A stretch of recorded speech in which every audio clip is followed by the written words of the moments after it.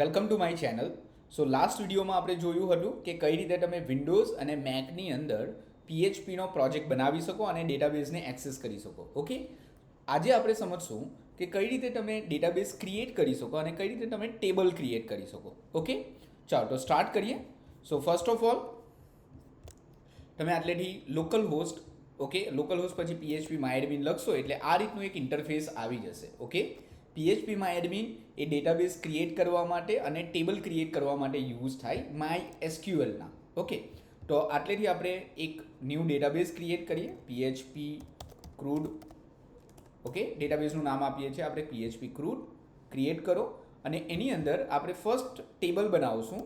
Okay, products નામનું table બનાવશું. આપણે એક પ્રોડક્ટનો ડેટાના ઇન્સર્ટ અપડેટ ડિલીટ શીખવાના છે. ઓકે, સો પ્રોડક્ટ્સ નાવ આ છે થઈ ગયું આપણું ટેબલનું નામ. હવે કોઈ પણ ટેબલ તમે જ્યારે બનાવો તો ટેબલની અંદર જે ફર્સ્ટ કોલમ હોય એને ઓલવેઝ તમારે એક પ્રાઇમરી કી બનાવવાની.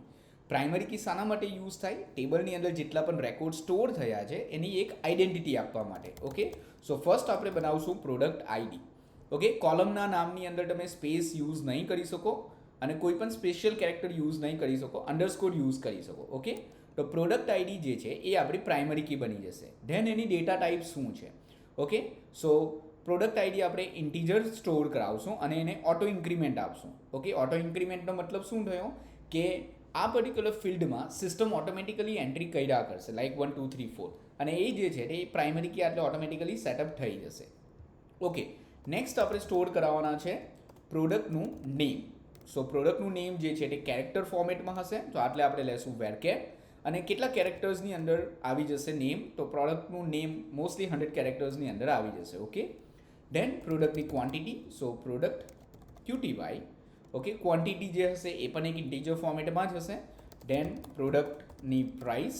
ઓકે, પ્રાઇસની અંદર ડબલ હોઈ શકે, સો આપણે ડબલ યુઝ કરશું ડેટા ટાઈપ. અને 18,2 18,2 મતલબ પોઈન્ટની આગળ 18 કેરેક્ટર્સ, પોઈન્ટ પછી 2 કેરેક્ટર્સ. ઓકે, નેક્સ્ટ આપણે ઓર એક ડિસ્ક્રિપ્શનની કોલમ એડ કરાવવાના છે. સો આપણે બીજી બે કોલમ એડ કરીએ, લાઈક પ્રોડક્ટ ડિસ્ક્રિપ્શન. હવે ડિસ્ક્રિપ્શનની અંદર ફિક્સ નહીં હશે કે કેટલા કેરેક્ટર્સ આવશે, તો આપણે ડેટા ટાઈપ એના માટે યુઝ કરશું ટેક્સ્ટ. ઓકે, નેક્સ્ટ થિંગ, તમારું જે પ્રોડક્ટ છે એ ક્યારે એડ થયું? ઓકે, તો product added date time. Okay, so એના માટે આપણે લઈશું time stamp. Okay, time stamp લેશું અને એમાં ડિફોલ્ટ વેલ્યુ સેટ કરી દઈએ કે કરંટ ટાઈમ સ્ટેમ્પ. મતલબ જ્યારે આ ટેબલની અંદર એન્ટ્રી થશે તો ઓટોમેટિકલી જે કરંટ ટાઈમ હશે એ ટાઈમ ડેટાબેઝની અંદર સ્ટોર થઈ જશે. ઓકે, સો કરંટ ટાઈમ, ધેન આટલેથી સિમ્પલી તમે સેવ કરી દો એટલે આ જે ટેબલ છે તે ક્રિએટ થઈ ગયું છે. ઓકે, ટેબલની અંદર તમારે કોઈ કોલમની અંદર મોડિફિકેશન કરવા હોય તો આટલેથી તમે ચેન્જ કરી શકો છો. જો કોઈ કોલમ ડિલીટ કરવી હોય તો આટલેથી ડ્રોપ, મતલબ એ ડિલીટ થઈ જશે, ઓર આટલેથી સિલેક્ટ કરીને પણ તમે ડ્રોપ કરાવી શકો છો. ઓકે, ટેબલની અંદર કઈ નવી કોલમ એડ કરાવવી હોય તો આટલેથી એડ અને પછી કયા ફિલ્ડ પછી તમારે નવી કોલમ એડ કરાવી છે, ફોર એક્ઝામ્પલ પ્રોડક્ટ નેમ પછી. સો આ રીતે તમે બે કોલમ એડ કરાવી શકો. ઓકે, ટેબલની અંદર કેટલા ડેટા સ્ટોર થયા છે એ જોવા માટે આપણે યુઝ કરશું બ્રાઉઝ.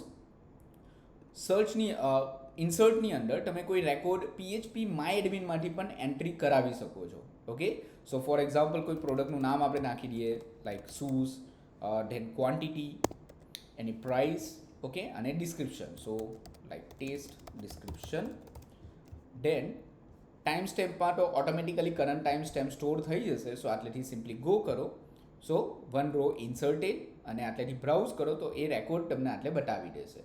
ઓકે, જો ઓટોમેટિકલી પ્રાઇમરી કી 1થી સ્ટાર્ટ થાય છે, 1 2 3 4 એ રીતે આવી જશે અને આ જે કરંટ ટાઈમ છે તે ઓટોમેટિક સ્ટોર થઈ ગયો. ઓકે, જો પર્ટિક્યુલર ડેટાબેઝનું તમારે બેકઅપ લેવું હોય તો ડેટાબેઝ સિલેક્ટ કરો, ધેન એક્સપોર્ટ, અને આટલેથી એક્સપોર્ટ કરી દો. કોઈ ટેબલનું બેકઅપ લેવું હોય તો ટેબલ સિલેક્ટ કરીને તમારે આટલેથી એક્સપોર્ટ કરી દેવાનું. ઓકે, સો આ ટેબલનું બેકઅપ થઈ જશે.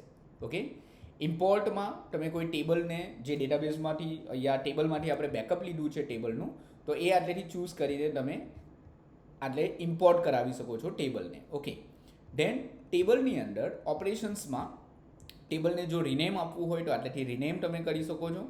ધેન ટેબલને ડિલીટ કરવું હોય તો આટલેથી ડ્રોપ, અને ટેબલના જસ્ટ ખાલી ડેટાને ડિલીટ કરાવવા હોય તો આટલેથી તમે ટ્રંકેટ કરાવી શકો છો.